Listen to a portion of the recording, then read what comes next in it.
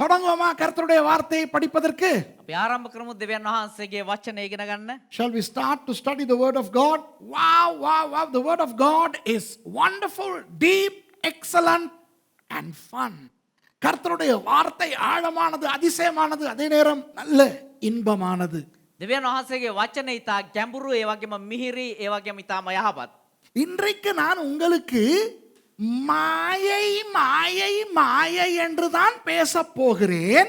අද දවසේ මම ඔබට නිෂ්පලයි ගැන තමයි කතා කරන්න යන්නේ. Yes, I am going to entitle my sermon today as vanity and vanity with a negative tone but a positive connotation.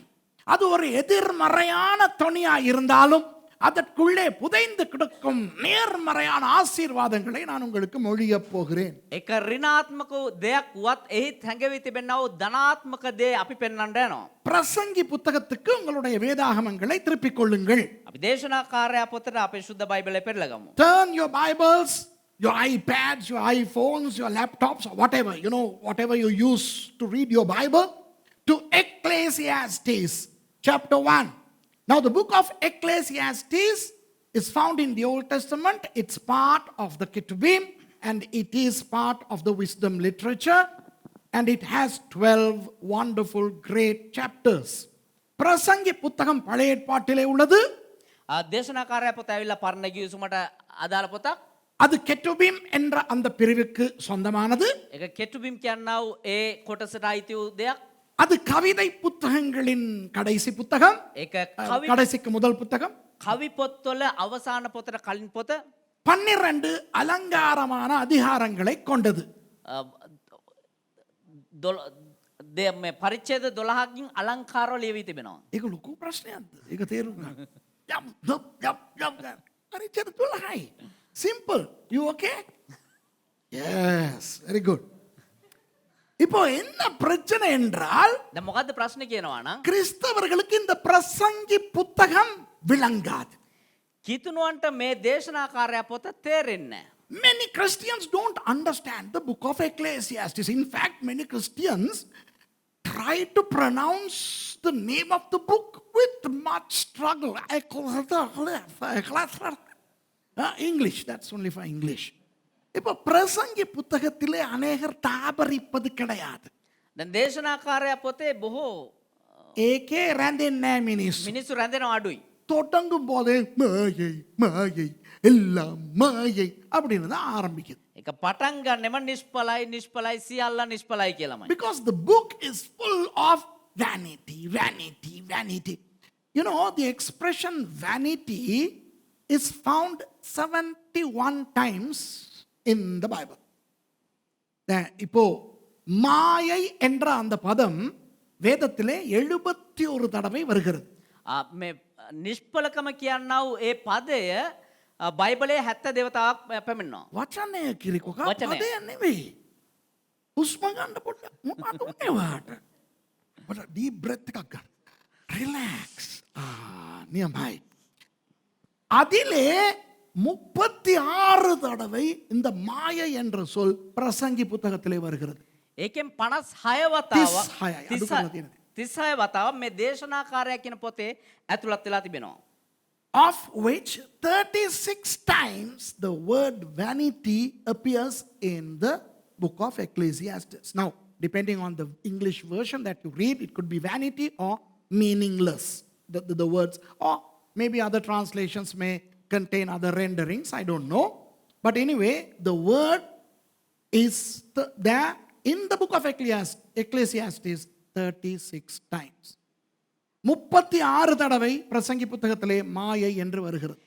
36 වතාවක් දේශනාකාරයා පොතේ මේ නිෂ්පලකම කියන පදේ යෙදෙනවා. அப்போ அதற்கும் ஒரு காரணம் இருக்க வேண்டும் அல்லவா? එමනම් ඒකටත් මොකක් හරි කාරණාවක් තියෙන්න ඕනේ නේද? ஆனால் அதை நான் உங்களுக்கு சொல்லிக் கொடுப்பதா இல்லை. හැබැයි ඒක උගන්වන්න යන්නේ නැහැ. There may be a reason for that number of expressions in the Bible, but I'm not going to teach about that. இப்போ நான் உங்களுக்கு இந்த முதலாவது அதிகாரத்தின் சில விஷயங்களை உங்களுக்கு கற்றுக் கொடுக்க போகிறேன். දැන් මේ පළවෙනි පරිච්ඡේදයේ තිබෙනව සමහර කාරණා ඔබට උගන්වන්න යනවා. கர்த்தர் தாமே நம்மோடு பேசுவாராக. දෙවියන් වහන්සේ අපෙත් එක්ක කතා කරපු දෙන්න. I'm going to just run through certain things in the first chapter, and of course later on I will go to the last chapter also. கடைசியிலே நான் கடைசி அதிகாரத்துக்கும் போவேன் 3 வசனங்களுக்கு. අවසානයේදී අවසාන පරිච්ඡේදයටත් පැමිණෙනවා. பத துணக்கட்ட. 13කට. இப்போ முதலாவது அதிகாரத்துக்கு திருப்பிக் கொள்வோம். අපි පළවෙනි පරිච්ඡේදයට පෙරලගමු. சில விஷயங்களை படிப்போம். සමහර කාරණා ඉගෙන ගමු. Let's learn certain things from the first chapter. பிரசங்கி 1:1 சொல்லுகிறது, தாவீதின் குமாரனும் எருசலேமின் ராஜாவுமாகிய பிரசங்கியின் வாக்கியங்கள் என்று. දේශනාකාරයා පළවෙනි පරිච්ඡේදයේ පළවෙනි පදේ මෙහෙම කියනවා. දාවිද්ගේ පුත්‍ර වූ යෙරුසලමේ රජ වූ දේශනාකාරයාගේ වචනයි. The words of the preacher, the son of David, king of Jerusalem. இப்போ தாவீதுக்கு எத்தனையோ மகன்மார் இருந்தார்கள். දැන් දාවිද්ට බොහෝ පුත්‍රයන් සිටියා. David had a lot of sons. Now which son wrote this? அதுல எந்த மகன் இதை எழுதுகிறார்? ତොර කොයි පුතාද මේක ලියන්නේ? நீங்கள் இந்த பிரசங்கி புத்தகத்தை பார்த்தால் ඔබ මේ දේශනාකාරයා පොත බැලුවා නම් அதிலே இந்த பிரசங்கி தன்னை குறித்து ஒரு பெரிய ஞானி என்று சொல்லுகிறார். එතන තමුන් ගැන ඔහු ප්‍රකාශ කරනවා ඊටමත් ප්‍රඥාවන්තයෙක් කියලා.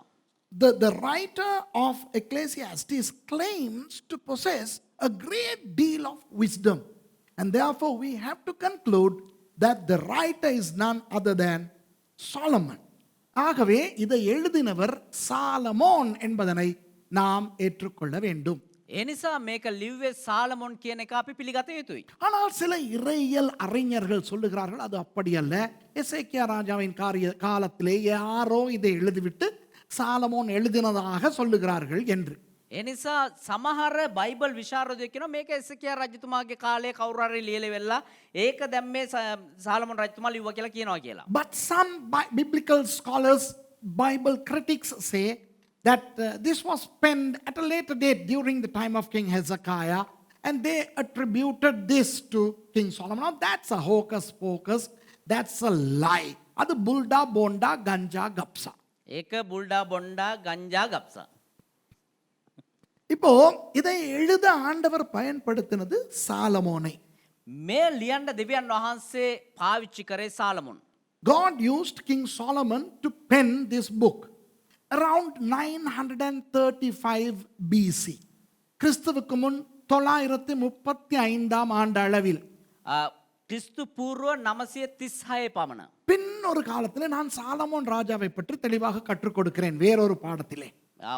පස්සේ දවසක දාවිත් රජතුමා ගැන ඉතා පැහැදිලි සාලමොන් රජතුමා ගැන ඉතාමත් පැහැදිලිව ඉගැන්වීමක් කරන්න. Sometime in the future, God willing, I will teach you about King Solomon the way I taught about Moses and Abraham. மோசேயை பற்றி ஆபிரகாமை பற்றியெல்லாம் நான் கற்றுக் கொடுத்திருக்கிறேன் நீண்ட பாடங்கள். அதுபோல சாலமோனை பற்றியும் நான் கற்றுக் கொடுக்கிறேன் பின்னொரு காலத்திலே. ආබ්‍රහම් ගැන මෝසෙස් ගැන ඉතා දීර්ඝ වූ ඉගැන්වීම් කරලා තියෙනවා. ඒ වගේ සාලමොන් රජතුමා ගැනත් ඉගැන්වීමක් කරන්න පසු කාලෙක. இப்போ நான் என்ன உங்களுக்கு சொல்ல விரும்புகிறேன் என்றால், දැන් මම මොනවද ඔබට කියන්න කැමති වෙන්නේ? சாலமோன் மரித்தது கிறிஸ்துவுக்கு முன் 930 ஆண்டு. සාලමොන් මැරුණේ ක්‍රිස්තු පූර්ව 930. දී. Now I want to just let you know that King Solomon died in BC 930, which makes this book just 5 years prior to the demise of King Solomon. அப்படியானால் இந்த பிரசங்கி புத்தகத்தை அவர் எழுதினது மரிப்பதற்கு 5 வருடங்களுக்கு முன்பு. එහෙමනම් ඒකේ තේරුම ඇවිල්ලා මේ පොත ලියලා ඇත්තේ සාලමොන් රජතුමා මැරෙන්න අවුරුදු 5කට පමණ පෙර. அப்படியானால் එහෙමනම් ஒரு ஞானியாக ராஜாவாக ஐசுவரியவானாக இந்த உலகத்தின் இன்பங்களை அனுபவித்து அந்த பெரிய ஒரு அனுபவசாலியாகத்தான் இதை எழுதுகிறார். ප්‍රඥාවන්තේ ධනවතෙක් කියවගම රජෙක් විදිහට මේ ලෝකයේ සියලු දේ අත්දැකීම් ලැබුවා වූ මේ අත්දැකීම් ලැබුවා වූ කෙනෙක් විදිහට තමයි සාලමොන් රජතුමා මේ ලියන්නේ. By the time he wrote this book, he was very well experienced with a humongous wisdom, amazing riches and experiences in the world. சாலமோனை பற்றி சில விஷயங்களை பார்த்தால் நமக்கு குழம்பும். இப்படியும் ஒரு மனிதனால் இருக்க முடியுமா என்று. සාලමොන් රජතුමා ගැන අපි සමහර දේවල් හොයලා බැලුවොත් අපේ ඔළුව වියවුල් වෙනවා මේ වගේ මිනිසෙකුත් ඉන්න පුළුවන්ද කියලා. If we know a little bit about King Solomon, we would wonder as to how a man could live like that. When God appeared to him and asked him, "Hey boy, what do you want?" He said, "I want wisdom." தேவன் சாலமோனுக்கு தரிசனமாகி உனக்கு என்னடா வேண்டும் என்று கேட்டபொழுது எனக்கு ஞானம் வேண்டும் என்றார். දෙවියන් වහන්සේ සාලමොන්ට දර්ශන වෙලා නුඹට මොනවද ඕන කියලා අහද්දී මට ප්‍රඥාව ඕන කියලා කිව්වා. ஆண்டவருடைய உள்ளம் அவனால் கவரப்பட்டது. දෙවියන් වහන්සේගේ හදවත ඔහු ස්පර්ශ කරා. ආකර්ෂණය කරගත්තා. He attracted the heart of God with that request. And subsequently, God gave him not only the wisdom, but wealth and fame as well. ஆண்டவர் அதனால் அவனுக்கு உலகில் வேறு யாருக்குமே இல்லாத ஞானத்தை கொடுத்தார். එනිසා දෙවියන් වහන්සේ ඔහුට මේ ලෝකේ කාටවත් නැති විදිහට ප්‍රඥාව නිදහස් කරා. அது மாத்திரமா செல்வத்தை கொடுத்தார், ඒ වගේම ධනය නිදහස් කරා. புகழை கொடுத்தார். ඒ වගේම ප්‍රශංසාව නිදහස් කරා. உங்களுக்கு ஒன்று சொல்லவா? ඔබට එක දෙයක් කියන්නද? Shall I tell you something? உலகத்திலே இதுவரை வாழ்ந்த மனிதர்களில் මේ ලෝකයේ මේ වනතුරු ජීවත් වුණා වූ මිනිසුන්ගෙන් சாலமோனை போல பணக்காரன் இன்று வரை இல்லை. සාලමොන් රජතුමා වගේ ධනවතෙක් අද වනතුරු නැහැ. Shall I tell you something very responsibly? There has never been a rich bloke in the world like King Solomon. Not the Sultan of Brunei, not Bill Gates, not Tata Birla. There has never ever been such a rich guy like King Solomon. He was in history the richest man in the world ever. இப்போ நமக்கு தெரியும் உலகின் பல பணக்காரர்கள். දැන් අපි දන්නවා ලෝකයේ බොහෝ ධනවත්තු. ப்ரூனாய் சுல்தான், බ්‍රූනයි සුල්තාන්, அப்புறம் பில் கேட்ஸ் தெரியும், ඒ වගේම බිල් ගේට්ස් දන්නවා. டாடா பிர்லா தெரியும். டாடா பிர்லா නිකන් කියන්න අශෝක් ලේලන් කියන්න. தன்னவானே ඔය ලෝකේ ධනවතුන්. நீங்க கூகுளுக்கு போயிட்டு இப்ப எவன் பணக்காரனா ஆயிருக்கான்னு பார்த்தா வேற ஏதாவது பேரெல்லாம் வரும். இப்படி உலகிலே எவன் பணக்காரனா இருந்தாலும் சாலமோன் அளவுக்கு பணக்காரனா எவனுமே இருந்ததில்லை. මේ වගේ ලෝකයේ බොහෝ ධනවත්තු හිටියා සාලමොන් රජතුමා තරම් ධනවතෙක් පැමිණියේ නැහැ. Nobody has ever been as rich as King Solomon. And also nobody has ever been wise as King Solomon. Solomon போல ஒரு ஞானி இந்த உலகத்துல இருக்கவே இல்லை. ඒ වගේම සාලමොන් රජතුමා වගේ ප්‍රඥාවන්තයෙක් මේ ලෝකේ හිටියේ නැහැ. நான் அந்த உன்னத பாட்டு புத்தகத்தை படித்து கொடுத்திருக்கிறேன். அதிலே பாருங்கள், அவர் எத்தனை விதங்களில் எல்லா விதங்களிலும் ஞானியாய் திகழ்ந்தவர் என்று நான் அதிலே காட்டுகிறேன். සාලමොන්ගේ ගීතිකාව පොතේ උගන්වලා තියෙනවා කොයි ආකාරයෙන් ඔහු විවිධාකාර විදිහට ප්‍රඥාන්විතව මොන අංශවලින් ප්‍රඥාන්විතව සිටියද කියන එක. In my study series on the Song of Solomon, I have explained how this King Solomon was wise in all disciplines: agriculture, marinology, science, maths, engineering, whatnot. The only thing he didn't know was computer, IT and rocket science. அவருக்கு தெரியாமல் இருந்தது இந்த rocket அனுப்புறதுக்கும் இந்த தொழில்நுட்பங்களும் மாத்திரம்தான். ඔහු නොදැන ඉන්න ඇත්තේ මේ රොකට් යවන එකයි ඒ වගේම මේ කම්පියුටර් තාක්ෂණය ගැන විතරයි වෙන්නේ. அவரை போன்ற ஒரு ஞானி இருக்கவில்லை, இன்னும் இல்லை. ඔහු තරම් ප්‍රඥාවන්තෙක් අදටත් නැහැ. Nobody has ever been as wise as King Solomon. அதுபோல எவனுமே 1000 பொம்பளைகளோட வாழ்ந்தது இல்லை. ඒ වගේම කිසි කෙනෙක් 1000ක් බිරින්දෑවරුන් සමග ජීවත් වුණෙත් නැහැ. Nobody has ever lived with 1000 wives. That's 700 wives and 300 concubines. 700 பொம்பளைகளை சட்டப்படி கல்யாணம் கட்டினா அவன். 700 බිරින්දෑවරු නීති අනුකූලව විවාහ වුණා. சைடுல ஒரு 300ையும் வச்சிருந்தான். ඒ වගේම පැත්තකින් තව 300කුත් තියාගත්තා. நம்ம எல்லாம் ஒரு கல்யாணம் கட்டுறதுக்கு எவ்வளவு ததுங்கினத்தம் போட வேண்டி இருக்குது.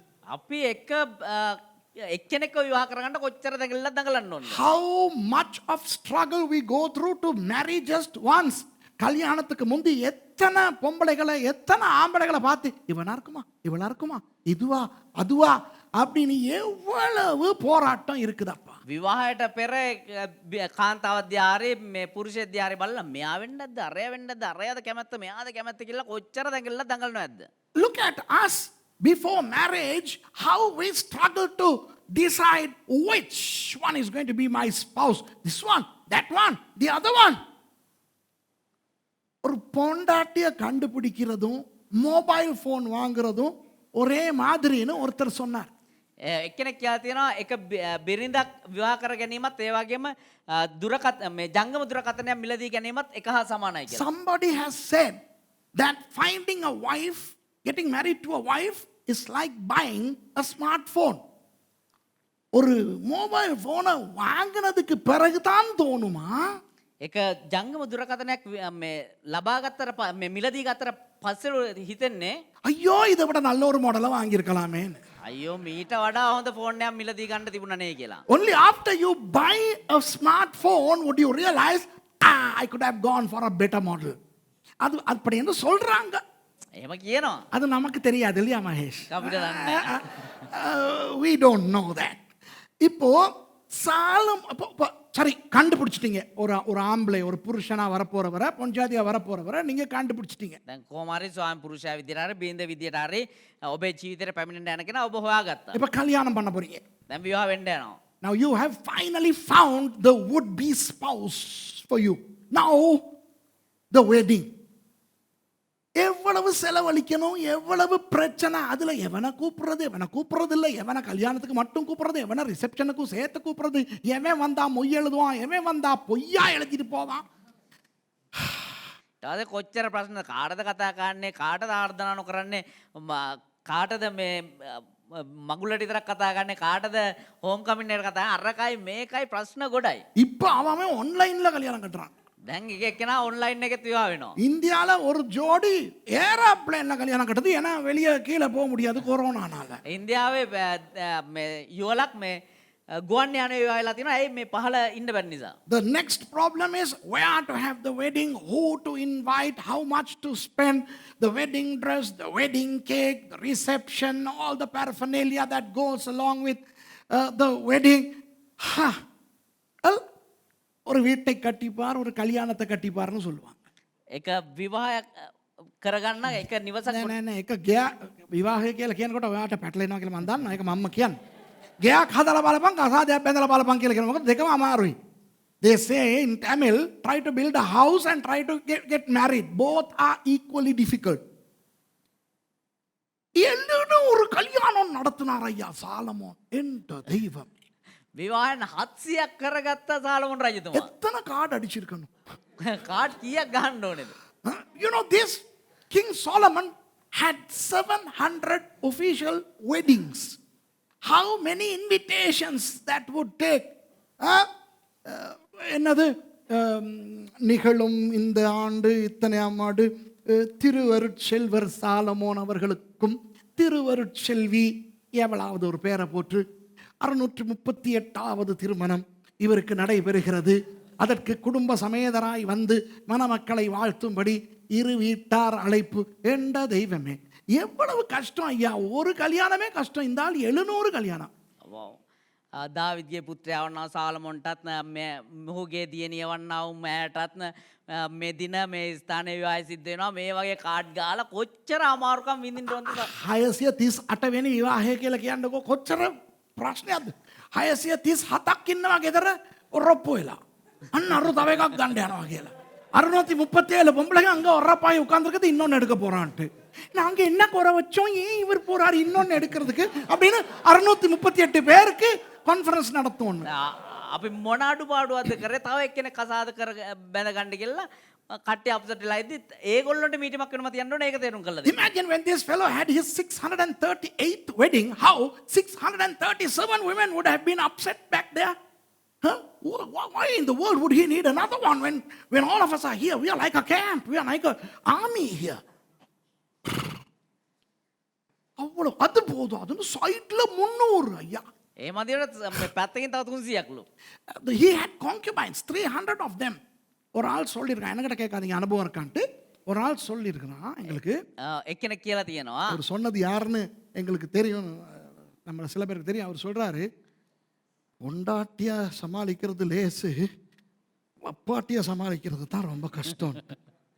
බිරිඳව පිරිමහ ගන්න එහෙම නැත්නම් ෂේප් කරගන්න එක ලේසි. හැබැයි சைட் එකේ ඉන්න සයිඩ් එකේ ඉන්න කෙනා මේ ෂේප් කරගන්න එක තමයි අමාරු කියලා එක්කෙනෙක් කියලා In තියෙනවා. our village there was a guy who had a concubine, and when we play this guy comes with something. And he comes and gives his wife saying, you told me to buy this. By mistake, the concubine told him to buy that. நாங்கள் விளையாடிக்கிட்டு இருப்போம். අපි සෙල්ලම් කරගෙන ඉන්නවා. அப்போ இவர் பேக்கில் உருளைக்கிழங்கு பேக் ஒன்று எடுத்துக்கிட்டு வருவார். දැන් මෙයා බෑග් එක උස්සගෙන එනවා. ஏக்கே அல கிலோ එකක් තියෙනවා. வந்து தண்டை பொண்டாட்டிக்கிட்ட சொல்லுவார், காலையில் நான் போகும்போது உருளைக்கிழங்கு 1 கிலோ கேட்டி இந்தா அப்படிம்பார். ඇවිල්ලා බිරිඳට දීලා තියෙනවා මේ මම යද්දි අල කිලෝයක් ඉල්ලුවා නේද මේ කියලා ගෙනල්ලා දීලා அந்த அக்கா அப்படியே அந்த சீலையை வரைஞ்சி கட்டிக்கிட்டு, நாசமா போனவனே நானா கேட்டேன், அவ கேட்டா அவள் நினைச்சுக்கிட்டு என்கிட்ட கொண்டான்ட்டு, நீ மண்ணா போக, நீ நாசமா போக. நாங்க விளையாடுறத நிப்பாட்டி இதை ரசிச்சுக்கிட்டு இருப்போம். ඒ අක්කා අයියෝ විනාශ වෙලාවන් නැතියන් තෝ නැතිව මන් දිල්ල අරක ඉල්ලපෙකට මට ගෙනල්ලා දීලා කියලා කෑ ගහන්න පටන් ගත්තලු මේ අල කිලෝයක් ගෙනල්ලා ඒ හැමදාම වෙනවා ඒක අපිට. அது நமக்கு අපි ක්‍රිකට් ගහනකොට නවත්තලා ඕක බලන් එනවා. අපිට මාරචුන් ඒ වලිය බලන එක. ක්‍රිකට් එකට වැඩි චුන් අරක. මේ එක ஒரு அப்பாட்டியை வச்சுக்கிட்டே இவ்வளவு பிரச்சனை. இந்த ஆள் 300 வச்சிருந்தான்டா. සයිඩේ එක ගෑණියක් යෑන මෙච්චර දුක් විඳිනවා 300ක් ඉඳලා කොහොමද තියේද? This guy had 300 concubines. Anyway, let's go to the book of Ecclesiastes, where verse 2 talks about vanity. இப்போ பிரசங்கி புத்தகத்திலே 2வது வசனத்தை பாருங்கள். மாயையை பற்றி வருகிறது. දැන් දේශනාකාරය පොතේ මේ දෙවෙනි පදයේ බලන්න නිෂ්පලකම ගැන කතා කරනවා. மாயை எல்லாம் மாயை என்று பிரசங்கி சொல்லுகிறான். නිෂ්පලකම් වල නිෂ්පලකමය සියල්ලම නිෂ්පලයයි ධර්ම දේශකතමෝ කියන්නේය. Vanity of vanities, says the preacher. Vanity of vanities, all is vanity. இந்த இடத்துல இந்த பிரசங்கி என்கின்ற அந்த சொல் ஏன் வந்திருக்கிறது என்றால், මේ ස්ථානයේ මේ ධර්ම දේශකයා කියන ඒ වචනේ ඇයි ඇවිල්ලා තියෙන්නේ? ஒரு கூட்டத்தை கூட்டி பேசும் பொழுது அவர் பேசுவதை கேட்க மக்கள் இருக்கின்றார்கள் என்பதனை காட்டவே. එක රැස්වීමක් වගේ එහෙම නැත්නම් කණ්ඩායමක් කැඳවලා කතා කරද්දී ඒ දේ අහන්න එක පිරිසක් රැස් වෙලා ඉන්නවා කියන දේ හඟවන්න. The expression preacher appears here to show that when this person said something, there were people to gather and listen. So in some translations it says teacher, some translations it's preacher. So the correct rendering should be preacher, not teacher. பிரசங்கி தமிழ்ல சரி பிரசங்கின்னு சொல்லி வருது. හරි දේශකයා කියලා එනවා, දේශනාකාරයා කියලා එනවා. ධර්ම දේශනා නෙවෙයි. එයා කියන එක අහන්න මිනිස්සු ඉන්නවා. ඒකයි ඕකේ තේරුම. இவர் சொல்வதை கேட்பதற்கு ஆள் உண்டு. இப்போ அது சாலமோன், அதை விட்டு விடுவோம். ඒ ඇවිල්ලා සාලමෝන් ඒක නතරිමු අපි. Now that is Solomon. Leave him a little aside. Look at our Lord Jesus. நமது கர்த்தராகிய இயேசு கிறிஸ்துவை பார்ப்போமே. අපේ ස්වාමීන් වහන්සේ වන්නා යේසුස් වහන්සේ දිහා බලමු. கர்த்தராகிய இயேசு கிறிஸ்துவை மனதில் வைத்துக்கொண்டு முதலாவது வசனத்தை பாருங்களேன். අපේ දෙවියන් වහන්සේ වන්නා යේසුස් ක්‍රිස්තුස් වහන්සේ මනසේ තියාගෙන මේ පළවෙනි පද දිහා බලමු. Now remember, keep the Lord Jesus Christ in your mind and read verse 1 again. தாவீதின் குமாரனும், வாவ், யார் தாவீதின் குமாரன்? இயேசுவானவர். எருசலேமின் ராஜாவுமாகிய பிரசங்கியின் வாக்கியங்கள். வா, දාවිද්ගේ පුත්‍ර වූ කවුද? දාවිද්ගේ පුත්‍රයා යේසුස් ක්‍රිස්තුස් වහන්සේ. යෙරුසලමේ රජ වූ දේශනාකාරයාගේ වචනයයි. verse 1. The words of the preacher, the son of David, the king in Jerusalem. அப்போ இந்த இடத்திலே வருகின்ற இந்த 3 தகுதிகளும் நமது இயேசுநாதருக்கு இருக்கிறதா இல்லையா? එහෙමනම් මේ පදයේ තිබෙනා ඔය හැඳින්වීම් තුනම අපේ යේසුස් ක්‍රිස්තුස් වහන්සේට තියෙනවද නැද්ද? The 3 elements that are found in verse 1 could be attributed to our Lord Jesus Christ. முதலாவது அவர் தாவீதின் குமாரன். ஆமா இல்லையா? පළමුවට ඔහු දාවිද්ගේ කුමාරයා. ඇත්තද නැද්ද? Number 1, our Lord Jesus Christ is the son of David. இரண்டாவது எருசலேமின் ராஜா. ඒ වගේම දෙවනුව යෙරුසලමේ රජතුමා. Jesus is the king of Jerusalem. இன்றைக்கு ஆராதனையின் போது என்ன பாடினோம்? අද අපි නමස්කාර වෙලා මොනවද ගායනා කරේ? வாரும் மலைகளின் மேலே எருசலேமிலே என்று பாடினோம் இயேசுவை பார்த்து. එන්න යෙරුසලමේ කඳු මුදුන් වලින් කියලා යේසුස් වහන්සේ අපි ඇමතුවා. In one of our worship songs today we sang to Jesus saying, Yeshua, come leaping on the mountains of Jerusalem. Now that is a retrospection of Zechariah chapter 14 in a prophetic sense. It's something that something that was mentioned in the past pertaining to the future. சகரியா 14 அதிகாரத்திலே சொல்லப்பட்ட தீர்க்க தரிசனம். සෙකරයා 14 පරිච්ඡේදයේ සඳහන් වන්නා අනාගත වාක්‍යය. எதிர்காலத்தில் நடக்க போகின்றது. அநாகத்தை சிதுவேண்டையானவா. இயேசுவானவர் வந்து 1000 வருடங்கள் இந்த பூமியிலே அரசாள போகிறார். යේසුස් ක්‍රිස්තුස් වහන්සේ පැමිණ අවුරුදු 1000ක් මේ පොළොවේ රජකම් කරන්න යනවා. எங்கே இருந்து? කොහේ සිටද? எருசலேமிலே இருந்து. යෙරුසලමේ සිට. Jesus Christ is going to establish a millennial kingdom for 1000 years, a literal millennial kingdom. Sorry, millennialists, I'm sorry. But where is he going to reign from? From Jerusalem. So the king of Jerusalem is Jesus. Jerusalem in Raja Yesuanavar. එමණ යෙරුසලමේ රජතුමා යේසුස් වහන්සේ. அடுத்தது பிரசங்கி. ඒ වගේම දේශනාකාරයා. The preacher.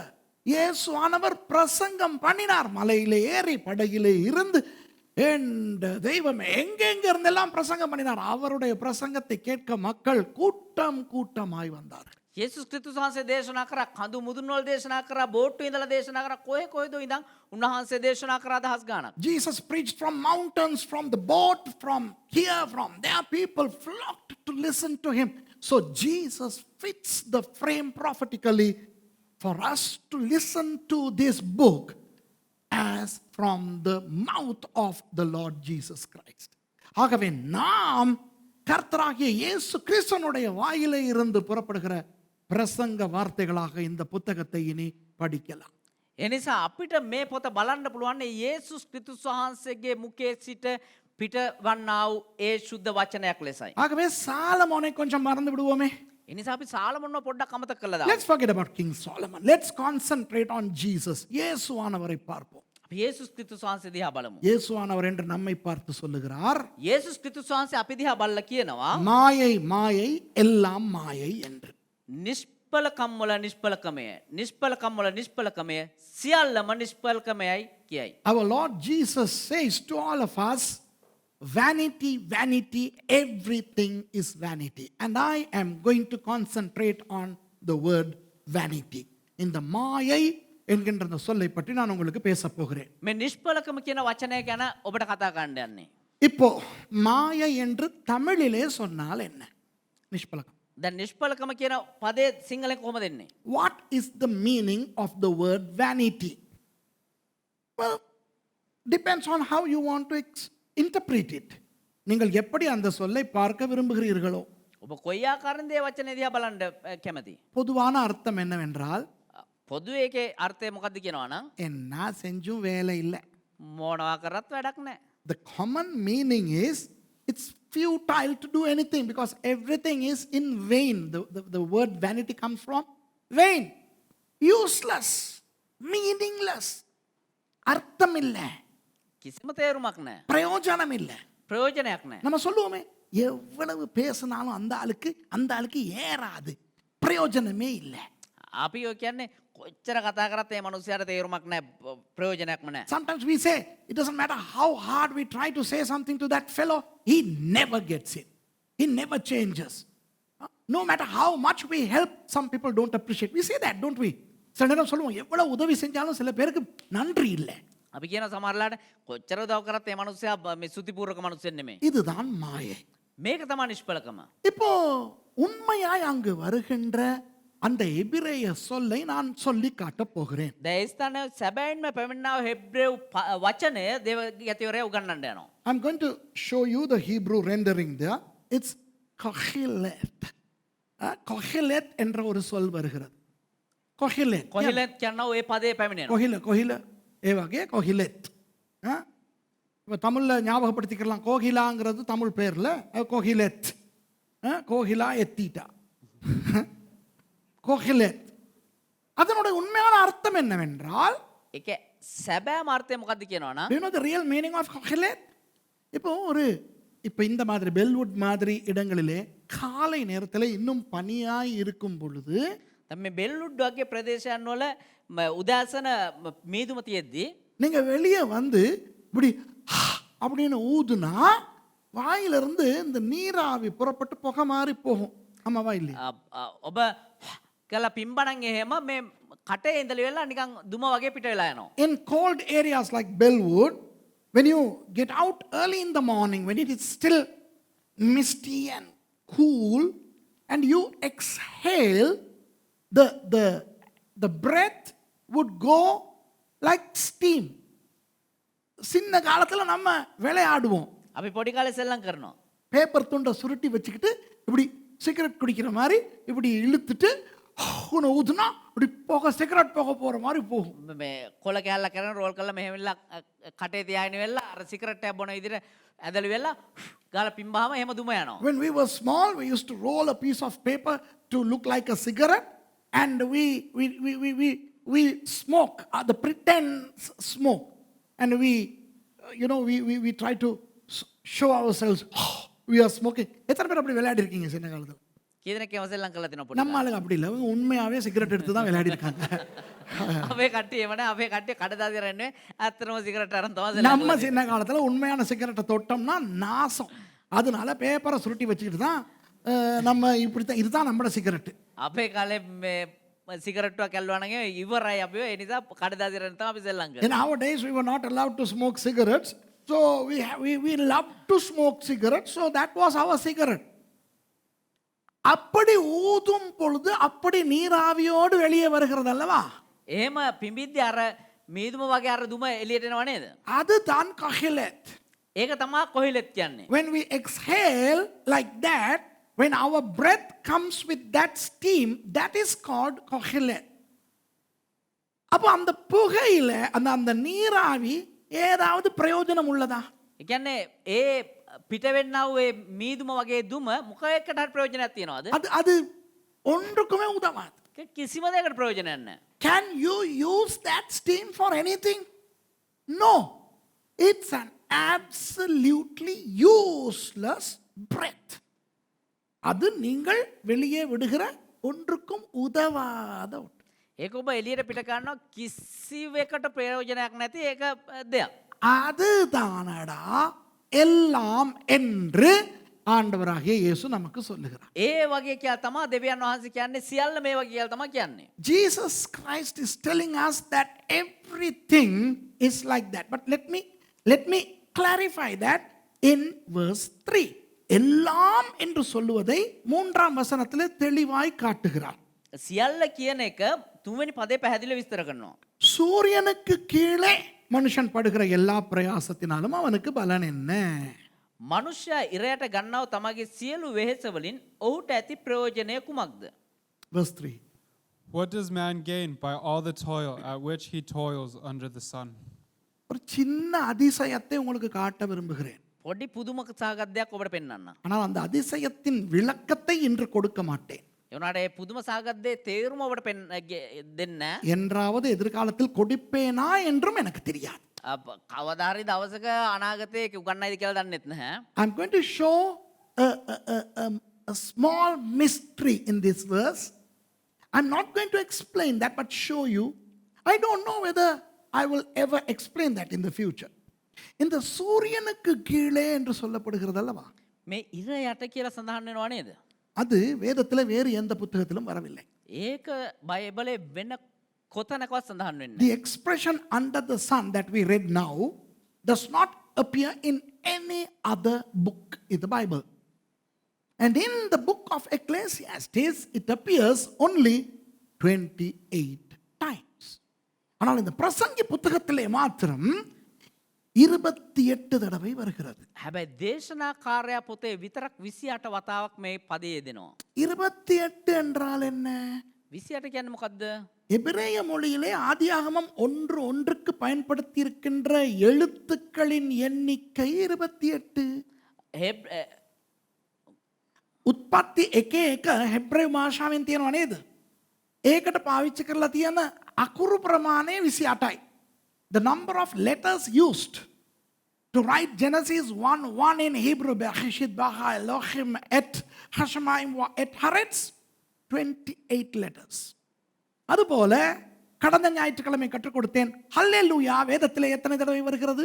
ඒ වගේම පසුගිය සතියේ කියනවා ඔය හලෙලුයා කියන පදේ කී වතාවක් ඉඳලා තියෙනවද බයිබලේ? වචන වාක්‍ය 28 தடவை. 28 වතාවක්.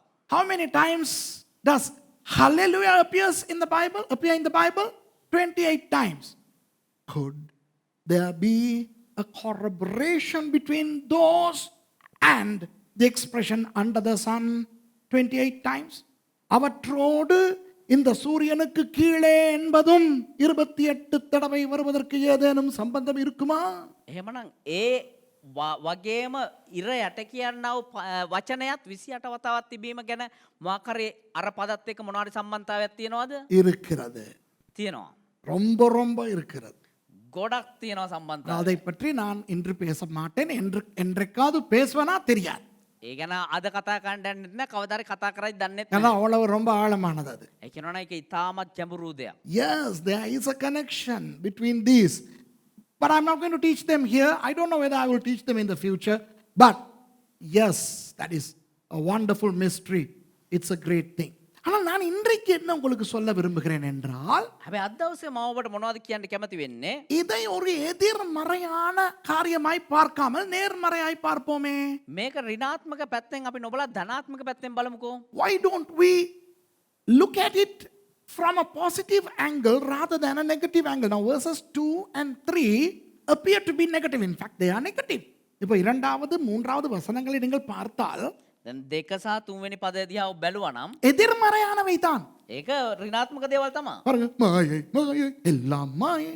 නිෂ්ඵලයි නිෂ්ඵලයි සියල්ල නිෂ්ඵලයි. Vanity, vanity, everything is vanity. Now there is no positivity there. Is it? அதுல ஏதாவது நேர்மறை இருக்கா? ඒක මොනවා හරි ධනාත්මක දෙයක් තියනවාද? சூரியனுக்கு கீழே மனுஷன் படுகிற எல்லா பிரயாசத்தினாலும் அவனுக்கு பலன் என்ன? ඔබ ඉරයට මනුෂ්‍යයා ගන්නව සියලු වෙහෙසෙන් මොකක්ද යාට තියෙන ප්‍රයෝජනය? Look at this second verse. Is there any positive there? Vanity of vanities, says the preacher. Verse 3. What does man gain by the toil at which he toils under the sun? இதற்குள்ளே, thank you. இதற்குள்ளே இவர் நேர்மறை இருக்குங்கிறாரு. என்ன நேர்மறை இருக்கு? මේක ඇතුලේ මේ ධනාත්මක දෙයක් තියෙනවද මොනවද ධනාත්මක දෙය තියෙන්නේ? Now you may wonder, hey, Suresh, you are trying to show something positive here. What is positive here? Aha. நேர்மறையை பார்ப்போமா? ඒ ධනාත්මක දෙය බලමුද? அண்ணே, சூரியனுக்கு கீழே தான் இவ்வளவு பிரச்சனையுமா? ඉර යට තමාලු මේ හැම දෙයක්ම. All this problem is under the sun, which means not above the sun. சூரியனுக்கு மேலே இதெல்லாம் பிரச்சனை இல்லை. ඒ කියන්නේ ඉරට ඉහළින් මේ ප්‍රශ්නේ නැහැ. எல்லாம் சூரியனுக்கு கீழே சூரியனுக்கு கீழே சூரியனுக்கு கீழேன்னு பார்க்கிறோம். ஆனால் சூரியனுக்கு கீழே என்று சொல்லும் பொழுது சொல்லாமல் ஆண்டவர் சொல்லுகிறார், சூரியனுக்கு மேலேயும் ஒரு இடம் இருக்குடி என்று. ඒ කියන්නේ ඉර යට කියලා හැමෝම බලනවා. හැබැයි නොකිය කියනවා ඉරට ඉහළිනුත් තැනක් තියෙනවා කියලා. You know, yes, 28 times it says under the sun, under the sun, under the sun. But when using the expression under the sun, there is this abstract connotation above the sun. Wow. இப்போ இந்த முழு மண்டலத்தையும் ஆண்டவர் பிரசங்கி புத்தகத்திலே ரெண்டாய் பிரிக்கிறார். දැන් මේ මුළු සෞරග්‍රහ මණ්ඩලයම දෙවියන් වහන්සේ කොටස් දෙකකට බයිබලයේ බෙදනවා. God is dividing the entirety of space into two, under the sun and over the sun.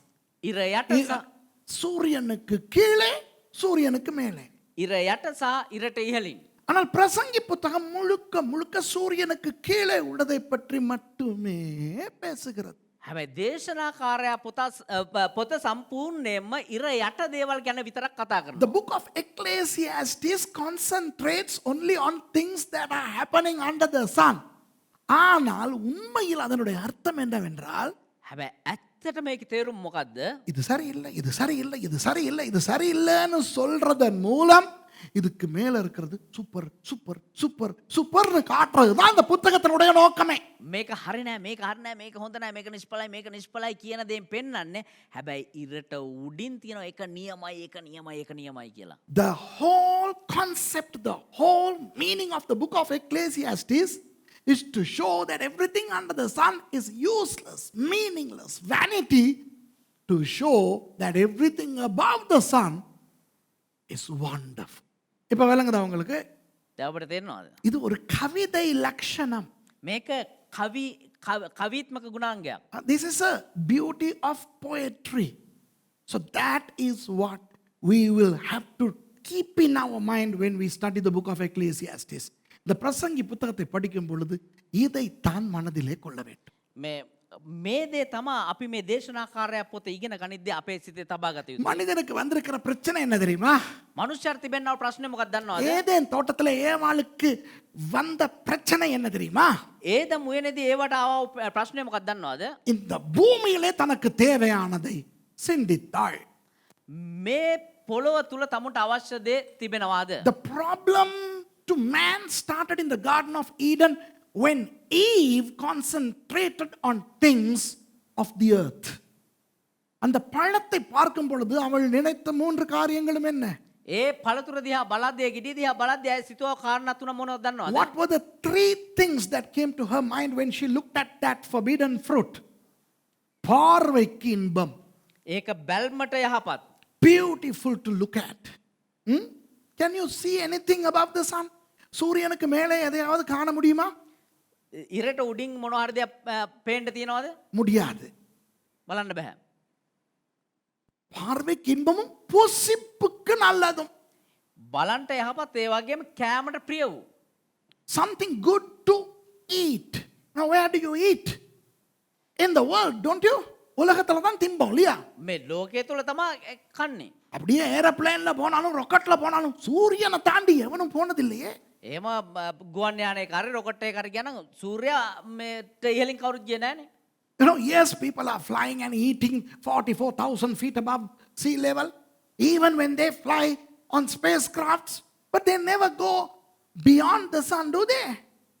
அப்ப அதுவும் சூரியனுக்கு கீழே உள்ளது சாப்பாடு. ඒ කියන්නේ ඒ සියල්ල එහෙම නැත්නම් කෑම සියල්ල ඉරට යටින්. So food happens under the sun. புத்தியை தெளிவிக்கிறதுக்கு இச்சிக்கப்படத்தக்கது. ප්‍රඥාව ලැබීමට යහපත්. அப்ப புத்தி எந்த புத்தி? உலக ஞானத்துக்கு அவள் ஈர்க்கப்பட்டாள். එහෙම ප්‍රඥාව කියන්නේ මොකද්ද? මේ ලෝකයේ තුල තිබෙනා ප්‍රඥාව කියන එක දැක්කේ. And the third thing she saw was, if I eat this fruit, I'll become wise. Wise where? In the world. இன்றைக்கு வரை மக்களுக்கு இருக்கிற பிரச்சனை இதுதான். අද වනතුරු මිනිසුන් තිබෙනා ප්‍රශ්නේ මේක තමයි. To date, we are suffering from this problem. We are so caught up in things pertaining to under the sun. சூரியனுக்கு கீழே இருக்கிற எல்லாவற்றையும் குறித்து தான் நாம் கவலைப்பட்டு கொண்டிருக்கிறோம். ඉරට යටින් තිබෙනා වූ සියල්ල ගැන තමයි අපි දුක් වෙමින් සිටින්නේ. அப்போ இயேசுவானவர் நமக்கு சொல்லுகிறார், එවන යේසුස් වහන්සේ අපිට කියනවා இந்த சூரியனுக்கு கீழே இருக்கிற எல்லாமே அந்த அந்த அந்த நீராவி மூச்சு மாதிரி என்று சொல்லுகிறார். ඒ ඉරට යටින් තිබෙනා වූ සියල්ල අපි අර මුඛයෙන් පිට කරන අර දුම වගේ සියල්ල නිෂ්ඵලයි කියලා. Jesus is telling us that everything under the sun is like the steam that we exhale in the morning, the kohillet, the useless, vain things. பிரயோஜனமே இல்லாத அந்த விஷயங்கள். ඒ කියන්නේ ප්‍රයෝජනයක් නැති දේවල් ඒ දේ. இப்போ 4 முக்கியமான விஷயங்களை ஆண்டவர் காட்டுகிறார். දැන් වැදගත් වූ කාරණා 4ක් දෙවියන් වහන්සේ පෙන්නනවා. God is showing 4 interesting things.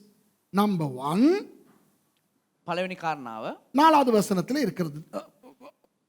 முதலாவது 4வது வசனத்தில் இருக்கிறது. පළවෙනි කාරණාව 4වෙනි පදයේ තියෙනවා. Number 1 is found in verse 4. ஒரு சந்ததி போகிறது, மறு சந்ததி வருகிறது, பூமியோ என்றைக்கும் நிலைத்திருக்கிறது.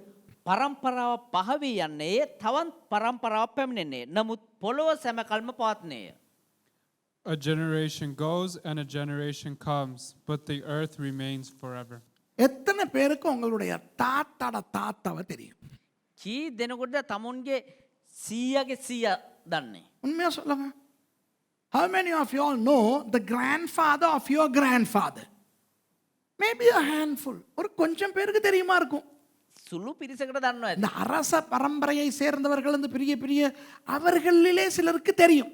අර ඔය රජ පරම්පරාවෙන් ආව ඒ සමහරුන්ට දන්නවා ඇති. Some of the people who belong to elite families, royal families could trace their family tree.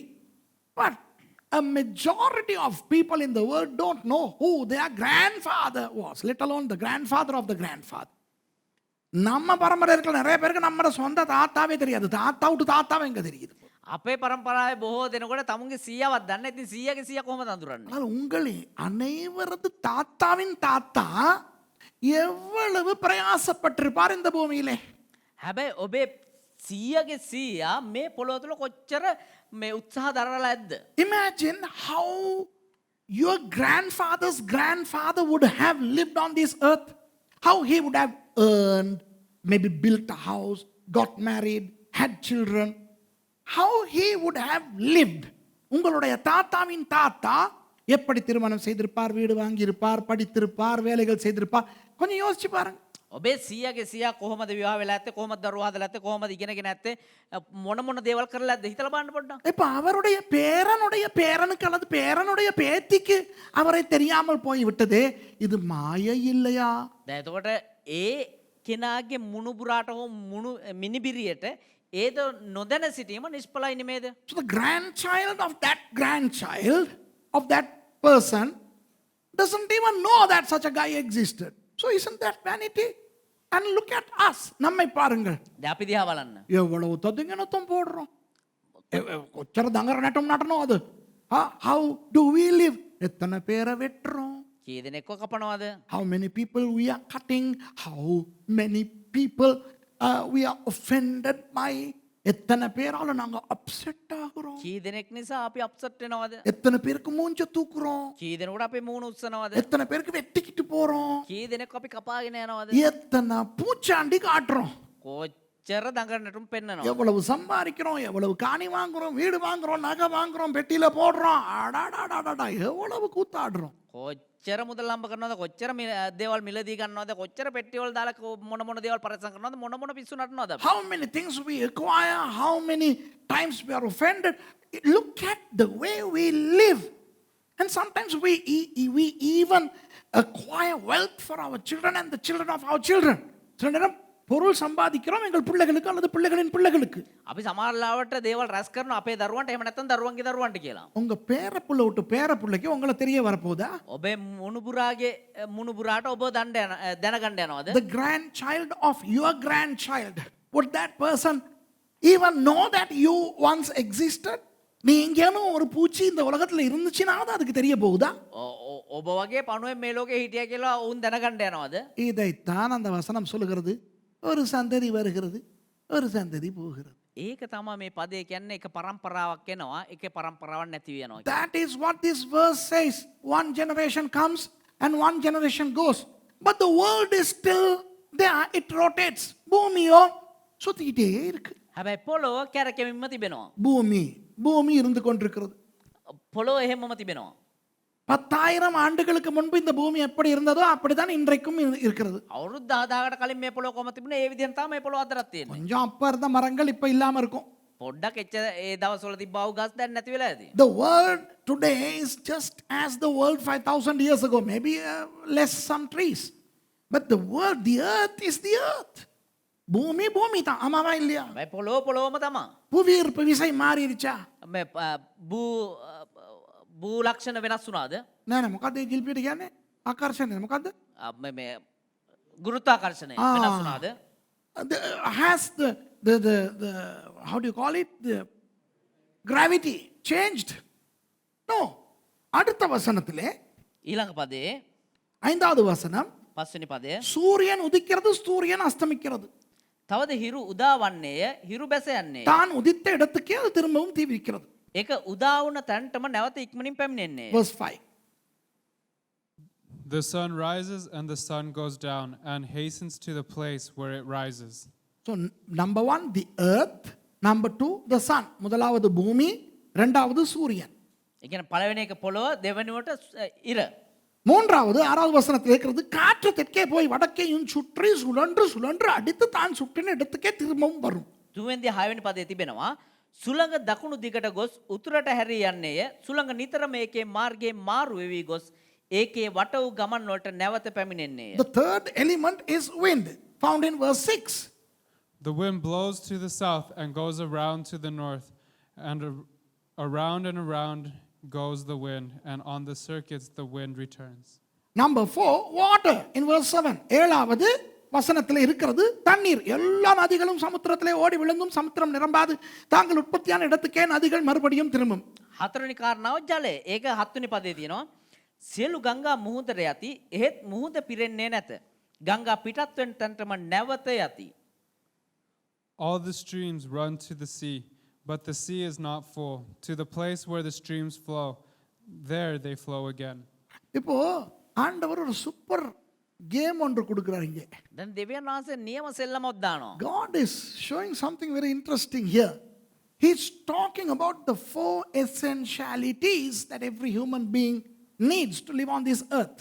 ஒரு மனிதன் இந்த பூமியிலே வாழ வேண்டிய 4 முக்கியமான விஷயங்களையும் இங்கு சொல்லுகிறார். එක මනුෂ්‍යයෙකුට මේ පොළොවේ ජීවත් වෙන්න ඉතාමත් වැදගත් වූ කාරණා 4ක් දෙවියන් වහන්සේ පෙන්වනවා. இந்த பிரபஞ்சத்திலே மனிதன் வாழக்கூடிய ஒரே இடம் பூமி, அவ்வளவுதான்.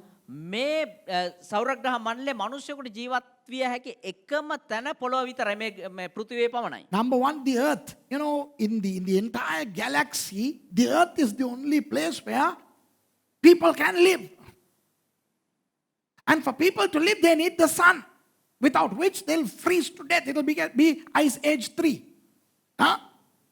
ரெண்டாவது இந்த பூமியிலே வாழ்வதற்கு நமக்கு சூரியன் வேண்டும். දෙවනුව මේ පොළොවේ ජීවත් වෙන මනුෂ්‍යයට ඉර අවශ්‍යයි. சூரியன் இல்லாவிட்டால் நமது பூமி உறைந்து விடும். සූර්යයා නැති වුණා නම් මේ පොළොව එහෙමම ගල් වෙලායි, අයිස් වෙලායි. சூரியன் பூமியிலே இருந்து 252 கோடி கிலோமீட்டர் தூரத்திலே இருக்கிறது. අබ්බා සූර්යයා පොළොවේ ඉඳලා කිලෝමීටර 23000ක් දුරින් எச்சரலாங்கது මිලියන கோடி தேசிய கிலோமீட்டர் கோடி தேசிய 52. The sun is 252 million kilometers away from the earth. அதுல 1 கிலோமீட்டர் முன்னுக்கு வந்தா එකෙන් 1 කිලෝමීටරක් ඉදිරියට ආවා නම් பூமி எரிஞ்சிரும். පෘථිවිය විනාශ වෙලා යයි, පිච්චිලා යයි. If the sun comes 1 kilometer closer, the earth will burn. And if the sun moves 1 kilometer away, the earth would freeze. 1 kilometer அது பின்னால போச்சுன்னா பூமி உறைந்து விடும். 1 කිලෝමීටරයක් හරි පිටිපස්සට ගියා නම් පෘථිවිය අයිස් වෙයි. ஆண்டவர் சூப்பரான தூரத்துல சரியான தூரத்துல வைத்திருக்கிறார் சூரியனை.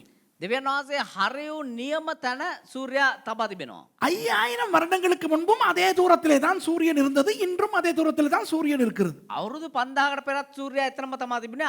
අදත් ඒ දුරින්ම තමා පිහිටන්නේ. The sun was at its location 5000 years ago, just as now. புரியுதா உங்களுக்கு? அடுத்தது காற்று. ඊළඟට සුළඟ. காற்று இல்லாம வாழ முடியுமா? பிராணவாயு இல்லாம மூச்சு எடுக்க முடியுமா? අපිට සුළඟ නැත්නම් එහෙම නැත්නම් වාතය නැතුව අපිට හුස්ම ගන්න පුළුවන්ද? Can we live without wind, air, without oxygen? And then what about water? Can we live without water? தண்ணீர் இல்லாமல் வாழ முடியுமா? අපිට ජලය නැතුව ජීවත් වෙන්න පුළුවන්ද? அப்ப பாருங்க அந்த 4 காரியங்களும் என்ன?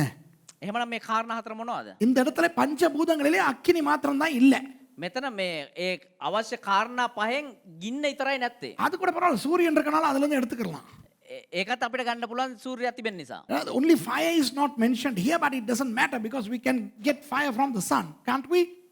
So the earth, the sun, the wind, the water, these 4 things are always there for man from the Garden of Eden.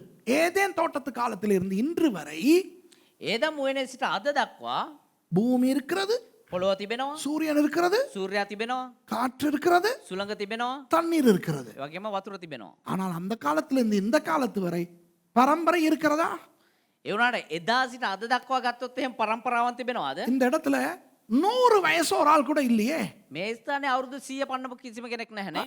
Not a single person is here who is 100 years old. Definitely not over there who is 150 years old. அங்க கூட யாருமே 150 வயசுள்ளவங்க பார்த்துக்கிட்டு இல்லை இதை. එහෙ වුණත් අවුරුදු 100 පනපු කවුරුත් මේක බලාගෙන නැතුව ඇති. அவர் දෙක சேப்பானா? இன்னொரு 50 வருஷத்துல இங்க இருக்கிற எத்தனை பேர் இருக்க போறோம்? තව අවුරුදු 50කට පස්සේ මෙතන ඉන්න කී දෙනෙක් ඉඳීද? ஆனா இவை எல்லாம் இருக்கும். හැබැයි මේ සියල්ල තිබෙනවා. In 50 years from today we won't be there. Many of us, maybe Rina will be there as a 60-year-old woman. But crazy. That's exactly what God is trying to tell us. So don't try to be too smart. That is the message of Ecclesiastes. அதனால இந்த பிரசங்கி புத்தகத்தினுடைய கருத்து என்னவென்றால் சும்மா தேவையில்லாம ஆடாத. එනිසා මේ දේශනාකාරය පොතේ මොනවද අපිට පෙන්වන්නේ නිකම් බොරුවට දඟලන්න එපා. இப்போ கௌதம புத்தர் சித்தார்த்த கௌதமர் வந்தார் இயேசுவானவர் வருவதற்கு 500 வருடங்களுக்கு முன்பு. දැන් සිද්ධාර්ථ ගෞතම පැමිණියා යේසුස් වහන්සේ පැමිණෙන්න අවුරුදු 500කට පෙර. Siddhartha Gautama, the founder of Buddhism, came 500 years before Jesus came. And he brought an ideology saying, everything is full of sadness. அவர் சொன்னார் முழு வாழ்க்கை சக்கரமும் துக்கத்தால் நிறைந்திருக்கிறது. சங்சாரே பவே துக்கா. ඔව් කිව්වා සංසාරේ භවය දුකා කියලා. அவரு வாரதுக்கு 400 வருடங்களுக்கு முன்பு இங்க சொல்லி இருக்குது. ඔහු පැමිණෙන්ට අවුරුදු 400කට පෙර මෙතන මෙහි සඳහන් කරනවා. Over 400 years before Siddhartha Gautama came, the Bible says in verse 8, எட்டாவது வசனம் சொல்லுகிறது, 8 වෙනි පදයේ සඳහන් වෙනවා සංසාරේ භවේ දුකා. සංසාරේ භවය දුකා. Yeah, samsara, the bhave, the dukha. Read that in English. All things are full of weariness. That is samsara bhave dukha. என்னது எல்லாம் வருத்தத்தினால் நிலைந்திருக்கிறது. හැමදේම වෙහෙසින් පූර්ණය. ඉතින් හරිනේ පුතා, ඒකනේ සංසාරේ භවයේ දුක පාලි භාෂාවේ. පාලි බයිබලයක් තිබ්බනම් ඔහම තමයි ලියලා තියෙන්න ඕනේ. பாலி மொழியில் பைபிள் இருந்தால் அப்படி தான் இருக்கு. பாருங்க சொல்லி இருக்குது, புத்தர் வாரத்துக்கு 400 சொச்சம் வருஷத்துக்கு முந்தி ஆண்டவர் சொல்லி இருக்கிறார் எல்லாம் வருத்தத்தினால் இருந்தது. ஆகவே இது பௌத்த கொள்கை அல்ல, இது பைபிள் கொள்கை. බුදුහාමුදුරෙන්ට අවුරුදු 400කට පෙරම දෙවියන් වහන්සේ සඳහන් කරලා තියෙනවා සංසාරේ භවය දුක එහෙම නැත්නම් හැමදේම වෙහෙසින් පූර්ණයි කියලා. So 400 plus years before Siddhartha Gautama said what he said, the Bible says that everything is full of. No, let's read it whole. Come. Verse 8. எட்டாவது வசனம் வாசிப்போம். எல்லாம் வருத்தத்தினால் நிறைந்திருக்கிறது, அது மனுஷனார் சொல்லி முடியாது. காண்கிறதினால் கண் திருப்தியாகிறதில்லை, கேட்கிறதினாலே செவி நிரப்பப்படுகிறதும் இல்லை. මනුෂ්‍යයෙකුට ඒක විස්තර කරන්න බැරිය. දැකීමෙන් ඇස තෘප්තියට පැමිණෙන්නේවත් ඇසීමෙන් කන පිරී යන්නේවත් නැත. Yeah. All things are full of weariness. A man cannot utter it. The eyes are not satisfied with seeing, nor the ear filled with hearing. இன்னொன்று எங்களுடைய அரசாங்கத்தை பத்தி சொல்லி இருக்குது அப்பா 9வது வசனத்துல. ඒ වගේම 9 වෙනි පදේ අපේ මේ රාජ මේ අපේ දේශපාලනය දේශපාලනය ගැනත් කතා ශ්‍රී ලංකා දේශපාලනයක් කියලා තියෙනවා බයිබලේ. The Sri Lankan politics is mentioned in verse 9. முன் இருந்ததே இனிமேலும் இருக்கும், முன் செய்யப்பட்டதே பின்னும் செய்யப்படும், சூரியனுக்கு கீழே நூதனமானது ஒன்றும் இல்லை. මතු ඇති වෙන්නේ තිබෙන්නා වූ දේමය, කරන්ට තිබෙන්නේ කලා වූ දේමය, එසේ ඉර යට අමුතු දෙයක් නැත. Yeah. What has been is what will be, and what has been done is what will be done, and there is nothing new under the sun. මහරයිනේ එක්සත් ජාතික පක්ෂය කරපු දේම ශ්‍රී ලංකා නිදහස් පක්ෂය කරයිලු, ශ්‍රී ලංකා නිදහස් පක්ෂය කරපු දේම පොදු ජන පෙරමුණ කරයිලු, අලියා කරපු දේ අත කරයිලු, අත කරපු දේ පොහොට්ටුව කරයිලු, පොහොට්ටුව කරපු දේ සීනුව කරයිලු. මේ මම නෙවෙයි, අනේ මාව මරන්න එපා. මේ බයිබලයේ කියලා තියෙන්නේ. මාරයිනේ ඔය. This is basically the expression history repeats itself. சரித்திரம் திரும்ப திரும்ப நடக்கும்ங்கிறது சொல்லப்பட்டிருக்கிறது. ඉතිහාසය තුළ සිදුවෙන දේ මෙතන විස්තර කරලා තියෙන්නේ. What a prophecy. Sri Lankan politics in Ecclesiastes. Wow, wow, wow. Sri Lanka දේශපාලනය මේ පොතේ තියෙනවා අම්මා. ඉලංගේ அரசாங்கம் இந்த புஸ்தகத்தில் இருக்கு. அது wonderful. இப்போ பாருங்க 10வது வசனம் பாருங்க, verse 10. 10 වෙනි පදේ බලමු. இதை பார், இது நூதனம் என்று சொல்லப்படத்தக்க காரியம் ஒன்று உண்டோ, அது நமக்கு முன்னுள்ள பூர்வ காலங்களிலும் இருந்ததே. මෙන්න මේක අමුතයි මනුෂ්‍යයන් විසින් කියන්නට කිසිවක් ඇද්ද? ඒක අපට පළමුවෙන් පුරාණ කාලවල තිබුණේය. Is there a thing of which is said, see, this is new? It has already been in the ages before us. கிறிஸ்தவத்துக்குள்ளே வருவோமா இந்த வசனத்தை பார்த்து? අපි මේ පදේ බලන්ඩ කිතුනුවම් වෙතර යොමුුවමු. Shall we concentrate on this verse within the Christian context? Get up, rise up and walk. எழும்பி நட, உன்னுடைய வீல் சேர்ல இருந்து நட, உன்னுடைய என்னது அந்த கம்பு அதை போட்டுட்டு நட. ඇවිදින්ට මේ ඔයද අතල් නවතින ඔබේ විල්චය අතල්ල නැගටින්ට නැගට ලැවිදින්ට. Come on, throw your crutches and come, walk, da, walk. நட, ஹalleluya. இங்க இருந்து அங்க நட, நட, ஹalleluya. ඇවිදින්ට, හalleluya. ඇවිදින්ට, ඒකට කොහොම පැය එකමාරක් හalleluya, හalleluya කියනවා. சொல்லு தமிழ்ல. ආද කණ්ඩට ඔන්න රවර් හලලූයා හලේලුයා හලේලුයා න කතිකිට இருக்கிறாங்க. You know certain things that are happening on YouTube, crazy. You know when some fellow gets healed, when a blind guy sees or a lame walks, my goodness, these pastors put a big show as if this is happening for the first time. ஒரு ஏவனுக்காவது கண் தெரிய ஆரம்பிச்சிட்டா, කාටහරි ඇස් පෙනීම ලැබුණා නම් ஒரு முடவன் நடந்துட்டா, කවුරු හරි කොරේ කැවිද්දා නම් இல்லனா ஒரு பிசாசு ஆடிச்சினா, එහෙම නැත්නම් කොහේ හරි යකෙක් නැටුවා නම් ஐயோ, நம்ம ஆளுங்க பண்ற கூத்த பார்க்கணுமே. මගේ අම්මෝ අපේ මිනිස්සු දාන සෙල්ලම් බලන්න ඕනේ. என்னமோ இப்பதான் முத பேய் ஒண்ணு ஓடுதான். මේ පළවෙනි වතාවට මේ තමා යකෙක් දුවන්නේ වගේ. பிசாசே, ஹalleluya. பிசாசு போய் கொண்டிருக்கிறது. ඵලය යක්ෂයා ඵලය හලලූයා යකා දුවනවා. Go demon, get out demon. Oh, say hallelujah. A demon is fleeing. Oh, show all the cameras, show this YouTube 1.5 hours healing. 1.5 hour YouTubeல சுகமாக்கிட்டு இருக்கிறான். පැය එකමාරක් තිස්සේ YouTube එකේ සුවය දීගෙන ඉන්නවා. என்னய்யா இது? මොකද්ද මේ? சாரி பார்த்து பொம்பளை விட்டு மகன் செத்து போய் எலும்புனதே இயேசுவானவர் வர்றதுக்கு 800 வருடங்களுக்கு முன்பு. ಸಾರಬೆದ್ಗೆ ಇಸ್ರಿಯಗೆ ಪುತ್ರ ಮಲೋಂಗೆ ನಗಿಟ್ಟ ಯೇಸು ಸರ್ಬತ್ಕಾರೇ ಆಗಿದೆ. ಸಾರ್ ಹರಿ ಸಾರಿ හරි යේසුස් පැමිණෙන්න අවුරුදු 700කට පෙර. බඩගින්න වෙලාවේ සර්බත් වගේ කියන්න එපා. සර්බත් එකක් ගහන්න බෑ. එළියට යන්නත් බෑ. සංචරණ සීමා. මොන සර්බත්ද? You know, the widow of Shahifat, whose son was brought to life, that happened 800 plus years before Jesus, man. I don't know why today some Christians are behaving as if this is happening for the first time. என்னமோ முதல் தடவை இப்படி நடக்குதுன்னு சொல்றான். මොකද මේ පළවෙනි වතාවට මේ සිද්ධ වෙනවා වගේ පෙන්වන්නේ. இப்ப ஸ்ரீலங்கால ஒரு புது கூத்து நடக்குது. இப்ப இந்த போன 2-3 நாளா. දැන් මේ දවස් කීපයක තිස්සේ ශ්‍රී ලංකාවේ අලුත් මේ පිස්සුවක් නටනවා. A new joke is happening via the Facebook now from a few days ago. ஒரு பௌத்த துறவி கிறிஸ்தவராயிட்டாராம். එක බෞද්ධ භික්ෂුවක් කිතුණෙක් වුණාලු. දෙවියන් වහන්සේ පිළිගත්තා. Apparently a Buddhist monk has become a Christian. So this Buddhist monk is sharing a message with his ascetic robe on, saying that I'm going to remove this tomorrow.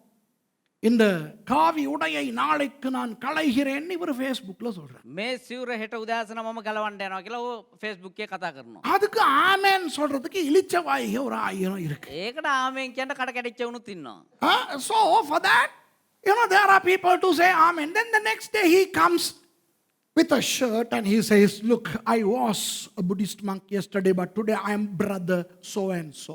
நேற்று வரை நான் ஒரு துறவி, இன்று நான் சகோதரன். ඊයේ වෙනකම් මම එක හිමි නමක්, හෙටෙන් පස්සේ මම එක සහෝදරයෙක්. ஏய்யா நமக்கு சும்மா அடி வாங்க வைக்கிற? ඇයි මේ නිකන් අපිට ගුටි කණ්ඩ තියන්නේ? நம்மட கொழுப்புனால அப்புறம் அது எப்படி ஏறும் உங்களுக்கு? ஹலோ, பாஸ்டர் ஒருத்தர் முஸ்லீம் ஆயிட்டாருன்னு சொன்னா கிறிஸ்தவங்களுக்கு எவ்வளவு வலிக்கும்? පාස්ටර් කෙනෙක් මුස්ලිම් වුණා නම් කිතුණුවන්ට කොච්චර රිදෙයිද? Imagine if a pastor becomes a Muslim, how hurt you Christians would be. Tell me. Remember, hey, what happened to Rick Warren, Daniel? What happened to Rick Warren when he introduced Chrislam? How the Christian world was so upset with Rick Warren. You know, the purpose-driven life, the purpose-driven church, all the purpose-driven elements were thrown out of the window because this person, Rick Warren, apparently subscribed to the unison of Islam with Christianity. Sinhala தமிழாக்களுக்கு இது தேவையில்லை. இப்போ நான் சொன்னது சிங்கள தமிழாக்களுக்கு தேவையில்லை. දේවදාසයා විස්තර කරන දේ සිංහල දෙමළ අයට අවශ්‍ය නැහැ. இப்போ ஒரு பௌத்த துறவி கிறிஸ்தவனாக கூடாதா? அதான் நான் சொல்றேன். දැන් එක බෞද්ධ භික්ෂුවක් කිතුණුවෙක් වෙන්න හොඳ නැද්ද? நானே ஒரு இந்து பூசாரி, நான் ரட்சிக்கப்பட்டேன். දේවගතේරම එක හින්දු පූසාරි කෙනෙක් ගැලවීම ලැබුවා. I myself was a Hindu priest, a domestic priest in the house. வீட்டில் பூசை பண்றது நான் தான். නිවසේ පූජා සිද්ධ කරන දේවගතේරය තමයි. அப்ப எனக்கு கிறிஸ்தவனாய் வர முடியும் என்றால் அவருக்கு வர முடியாதா?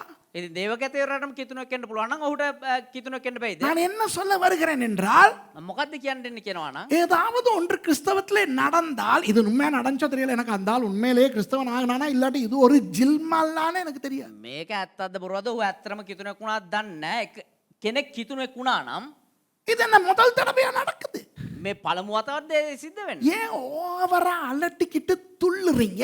ඇයි මේ බොරුවට දඟලගෙන මේ පිස්සුවන්නටන්නේ? Listen. We are in Christianity which is 2000 years old. நாம் இருக்கிற கிறிஸ்தவத்துக்கு 2000 வயதாகிறது. අපි ඉන්නව කිතු දහමට අවුරුදු 2000ක් පරණයි. எதுவுமே புதிதாய் வராது. කිසිම දෙයක් අලුතෙන් සිද්ධ වෙන්නේ නැහැ. Nothing, absolutely nothing is going to happen for the first time because we are in something that has been happening for 2000 years. 2000 ஆண்டுகளாக நடந்து கொண்டிருக்கின்ற கிறிஸ்தவத்துக்குள்ளே தான் நாம் வந்திருக்கிறோம். අවුරුදු 2000 තිස්සේ පවතිනා කිතුණු දහම තුල තමයි අපි පවතින්නේ. ஆகவே இன்று ஏதாவது அற்புதம், அடையாளம், புதுமை நடந்தால் ඒ නිසා අද දවසේ මොනවා හරි පුදුම දේවල් හාස්කම් යම් දෙයක් සිදු වුණා නම් சந்தோஷப்படுவோம், ප්‍රීති වෙමු, அனுபவிப்போம். ඒක අත්දකිමු. ஆனால் முதல் தடவை நடக்கிறது மாதிரி அலட்டிக் கொள்ளக்கூடாது. හැබැයි පළමු වතාවට තමයි මේක සිද්ධ වෙන්නේ කියලා නිකන් දඟලන්න එපා. ඒ වගේ නටන්න එපා. Now if some wonderful thing happens within Christianity such as healing or revelation or a prophecy, let's enjoy it. Let's be blessed. Let's be happy. But don't dance a jig as if it's happening for the first time. The word says, இந்த இடத்துல என்ன சொல்லுகிறது? බයිබලය තුල මොනවද කියන්නේ? இதை பார், இது நூதனம் என்று சொல்லப்படத்தக்க காரியம் ஒன்றுண்டோ? මෙන්න මේක 아무තුයි Verse 10. මනුෂ්‍යයා විසින් කියන්න කිසිවක් ඇද්ද? Is there a thing of which is said, see, this is new? It has been already in the ages before us. 11ஆம் வசனம் விளக்குகிறது ஏன் இந்த சொறித்தனம் மனுஷனுக்கு வருகிறது என்று. 11 වෙනි පදේ විස්තර කරනවා මේ කැසිල්ලයි මනුස්සයන්ට එන්නේ කියලා. Yeah, verse 11 explains why this itchiness happens to people. Look at verse 11. முன் இருந்தவைகளை பற்றி ஞாபகமும் இல்லை, அப்படியே பின்வரும் காரியங்களை பற்றியும் இனிமேல் இருப்பவர்களுக்கு ஞாபகம் இராது. පළමු සිටයා ගැන සිහිවීමක් නැත, මතු පැමිණෙන පරම්පරාව ගැනද ඉන් පසුව එන්නන් අතරේ සිහිවීමක් නොවන්නේය. There is no remembrance of former things, nor will there be any remembrance of later things, yet to be among those who come after. இயேசுவானவர் சொல்லுகிறார், යේසුස් වහන්සේ කියනවා முன் நடந்தவைகள் இன்று கிறிஸ்தவர்களுக்கு ஞாபகம் இல்லை. පෙර සිදු වුණා දේවල් අද කිතුණාට මතක නැහැ. அதுதான் பிரச்சனை. ඒක තමයි ප්‍රශ්නේ. The problem with us is we forget what has happened in the Bible, what has happened in the first century. அப்போஸ்தலர் புத்தகத்திலே, சுவிசேஷ புத்தகங்களிலே நடந்ததை மறந்துவிட்டு ஏதோ இப்பதான் நாம முளைச்சி வந்த மாதிரி தடுமாறிக்கிட்டு இருக்கோம். ක්‍රියාපොතේදී ඒ වගේම සුභාරංචි පොත්වල සිද්ධ වුණු දේවල් කිතුණාට අමතක වෙලා මේ දැන් සිද්ධ වෙනවා වගේ අය මේ බලාගෙන ඉන්නවලු. இன்றைக்கு ஒரு சபையிலே 3000 பேர் இருந்தால் අද එක සභාව 3000ක පිරිසක් සිටියා නම් அந்த சபை மக்களுடைய பெருமையை பார்க்க வேண்டுமே. ඒ සභාවේ පිරිසගේ ඒ ආඩම්බරකම් බලන්න ඕනේ. If there are 3000 people in a church, ooh, you have to look at the pride of those believers. Which church do you go? Well, I go to a prophet Suresh Ramachandran's church. He's prophet. His wife is prophetess. And you know, there are 3000 members in that church. இப்போ நாங்க தீர்க்கதரிசி சுரேஷ் ராமச்சந்திரன் சர்ச்சுக்கு தான் போறோம். දැන් අපි යන්නේ අනාගතවත්තු සුරේෂ් රාමචන්ද්‍රගේ සභාවට. அங்க அவங்களுடைய பொண்டாட்டியும் தீர்க்க தரிசி நீ අනාගත එයාගේ ගෑණිත් අනාගත වතුරුවරිය මරුනේ 3000ක් ඉන්නවා 3000 பேர் இருக்காங்க அவருடைய சர்ச்ல 3000ක් ඉන්නවා එයාගේ සභාවේ. இவங்க மறந்துட்டாங்க මේගොල්ලෝ අමතක කරා பேதுரு பேசின பிரசங்கத்துல ஞான ஸ்நானம் எடுத்ததே 3000 பேர்.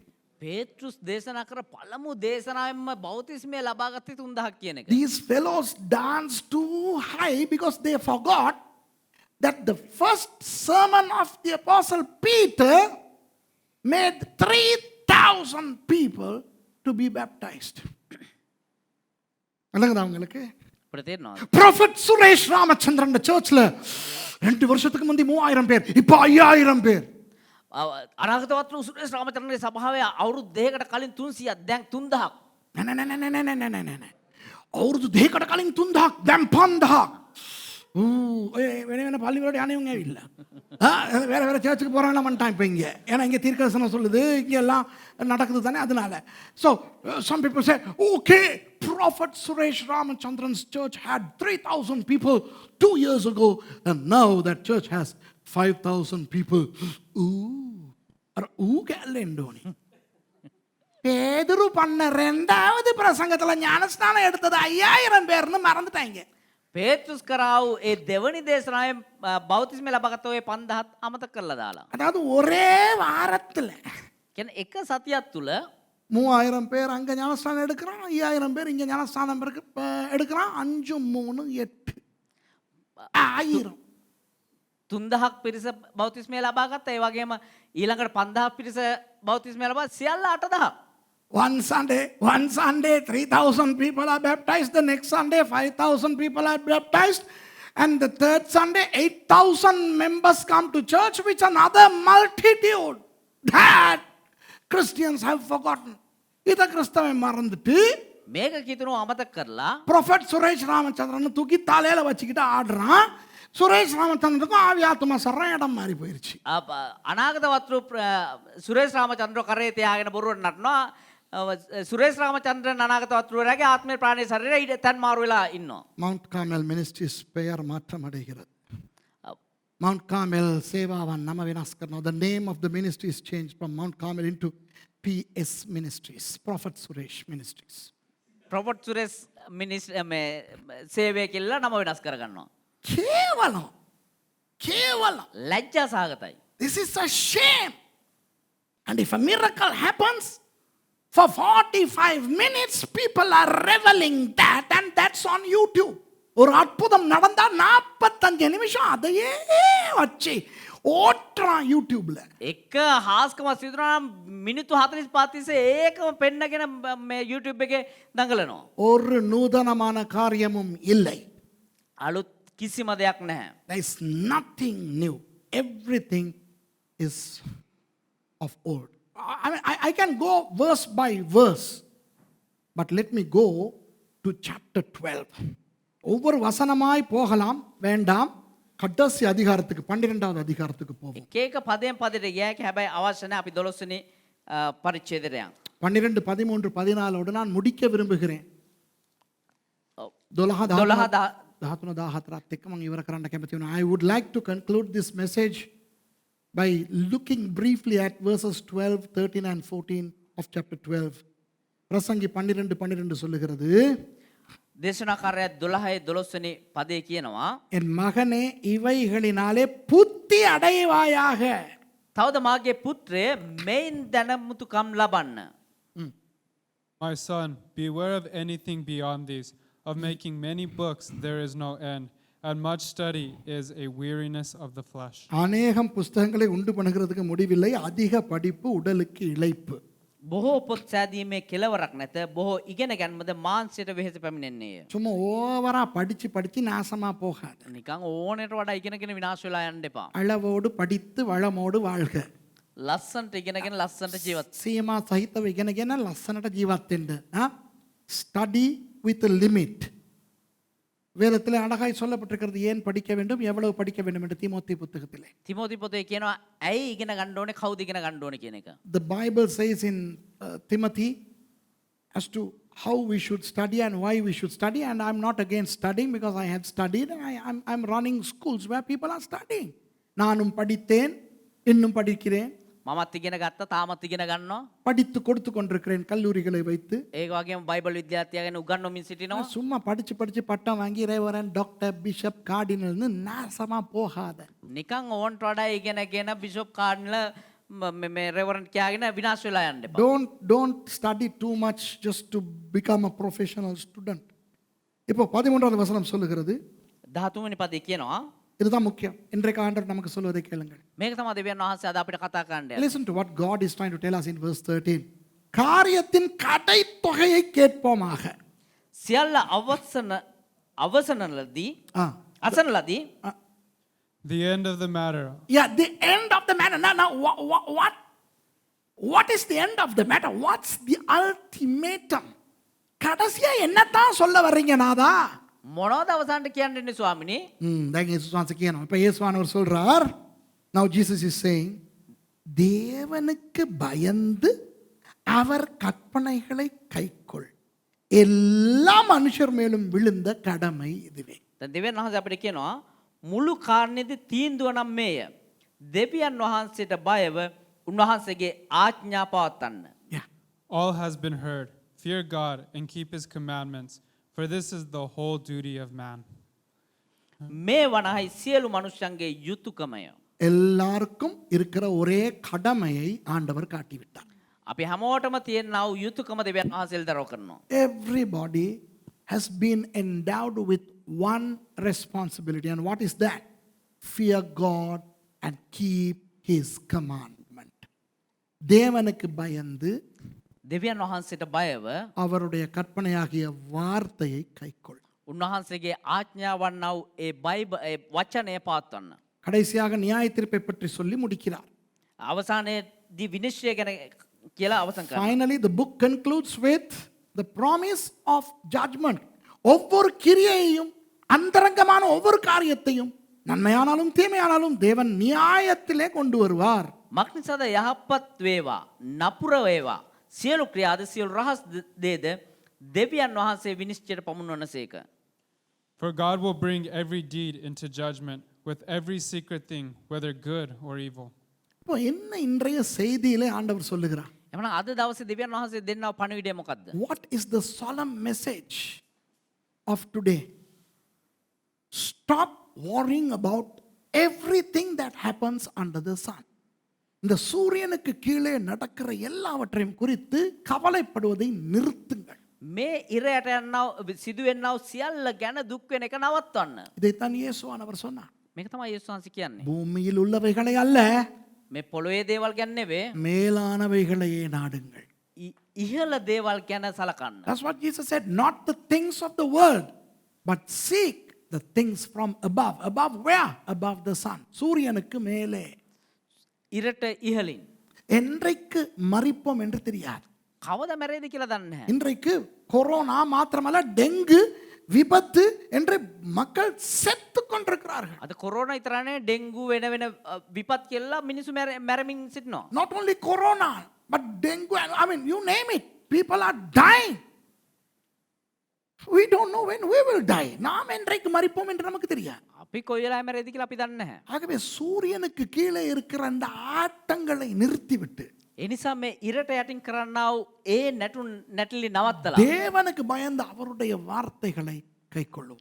දෙවියන් වහන්සේට බයව උන්වහන්සේගේ ආඥා පවත්වන්න. அதுதான் நமக்கு முக்கியம். මේක තමයි අපිට වැදගත්. What we need is the fear of God and obeying his word. So stop going behind people. Stop going behind miracles and prophecies and prophets and prophetesses. Start obeying the word of God. மனிதருக்கு பின்னாலே போவதை நிறுத்துங்கள். මනුස්සයන් පිටිපස්සේ යන එක නවත්තන්න. அற்புதங்கள் அடையாளங்கள் பின்னாலே போவதை நிறுத்துங்கள். හාස්කම් පුදුම දේවල් පස්සේ යන එක நවත්තන්න. தீர்க்கதரிசிகள் பின்னாலே போவதை நிறுத்துங்கள். අනාගත වතුරුන් පිටිපස්සේ යන එක නවත්තන්න. வார்த்தையை பற்றிக் கொள்ளுங்கள். මේ වචනය අල්ලගන්න. எல்லாரும் வார்த்தையின்படி வாழ்ந்து சூரியனுக்கு மேலே சந்திப்போம். සියලු දෙනාම වචනය විදිහට ජීවත් වෙලා ඉරට ඉහළදී හමු වෙමු. Let's live according to the word and see you above the sun. Now let's pray and conclude the service. Let those people go and then let's go to the table of the Lord. நாம் எழுந்து ஜெபித்து விட்டு අපි සිය දෙනාම නැගී සිට යාඥා කරලා இணையத்தில் இருக்கின்றவர்களை அனுப்பிவிட்டு සජීව අපත් එක්ක සම්බන්ධ වෙනා වූ අයව අපි විසන්ධි කරලා நாம் திருவிருந்துக்கு போவோம். ඊට පස්සේ අපි අන්තිම රාත්‍රී භෝජන யார் සභාවකට ஜெபிச்சு முடிக்க விரும்புறீங்க கையை தூக்குங்க, உங்களுக்கு மைக்க கொடுக்குறோம். කවුද යාඥා කරලා අවසන් කරන්න කැමති වෙන්නේ අත උස්සන්න.